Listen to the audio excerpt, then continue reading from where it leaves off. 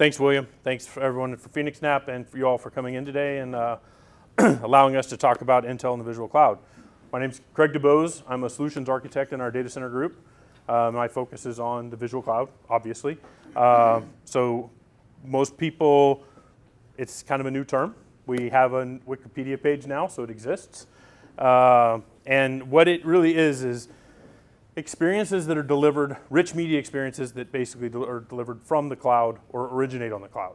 So for my purposes, the cloud is somebody else's computer, and that's kind of how I think about it. And the cloud is not necessarily a place. It's typically a set of technologies and use cases. So that's, I'll just say that, and then everybody has their own belief, and a little bit later maybe we can hear about some of those with some questions.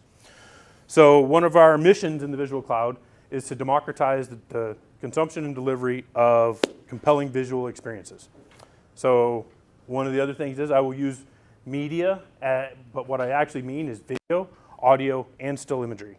So, and rendered graphics at times. So next, please. So some of our use cases. We broadly asked some questions where everybody's from, right? There's typical verticals, media and comms, communication service providers, enterprise, government, science, and academia. And then cloud could be OTT companies or software as a service or PaaS, or even infrastructure as a service companies as well that are trying to offer fundamental technologies for other parties. So I think everyone knows media is big, right? And I think the Cisco survey is one of the best and most quoted surveys out there about how much of consumer internet traffic is dedicated to the delivery of media and video experiences. And it's pushing 75, 80% over the next 3 years. One of the other ones that's actually not mentioned on here, but is commonly addressed is why? Why is this suddenly changing? Well, everyone probably has in their possession a smartphone or a smart device, or you came here with a smartphone, a smart device, and a laptop.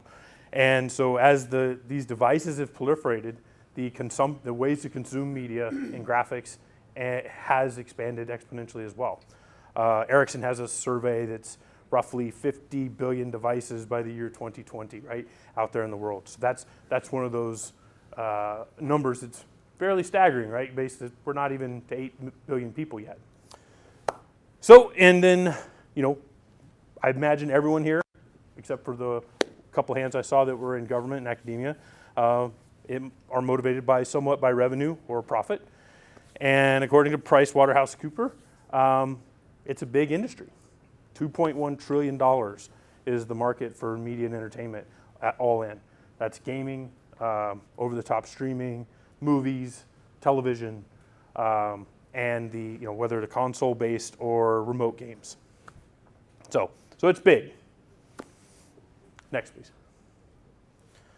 So we in the visual cloud basically see there's three main and one emerging area. Graphics, so things like VDI, remote workstation, hosted applications that like browser-based experiences or whatnot. There's content creation and delivery, things like nonlinear video editing, just pure media streaming and broadcasting, OTT stuff like Netflix, Hulu, YouTube, and services now, Twitch broadcasting a ton of stuff as well. And then all the other live, Amazon just announced a new service they're trying to come up with as well. And then there's visual understanding under here, also now blending into media analytics. So when people see this video, more and more they want to actually understand what's going on in it. And you're starting to get more engineered content that is made to basically be consumed, right? So people think, what do you mean there? If the scene is too violent, people tend to tune away, right? So you can start to tone down the violence till you don't alienate your customers, right? So some of that is being driven by visual understanding and media analytics. And then the fourth area that's not actually on this one is merged reality, augmented reality, virtual reality, where we blend all this together with a immersive experience, not just the 2D panel passive consumption model. Next, please. So I have, show of hands quickly, anybody in here heard of 3D replay technologies? Anything? 5, 6? Okay, so in the Super Bowl, you probably, there were some ads, some slots out there where basically you can freeze a moment of time and create your own view. You basically can, you don't have to wonder anymore what actually, and I won't play the video because we all know in PowerPoint that just basically leads to ruin. Yeah, and but I encourage you to go out and you can search for 3D, some of our sizzle reels and all that. It's really, really impressive. Now, the interesting thing about that is that it is a lot of imagery. It is a lot of storage, and it is a lot of network in order to deliver an experience like that, and then a lot of compute as well. And so bringing all those together, which is one of the reasons why as we go into this, we have a set of technologies that we've brought to bear for the visual cloud that help in that regard.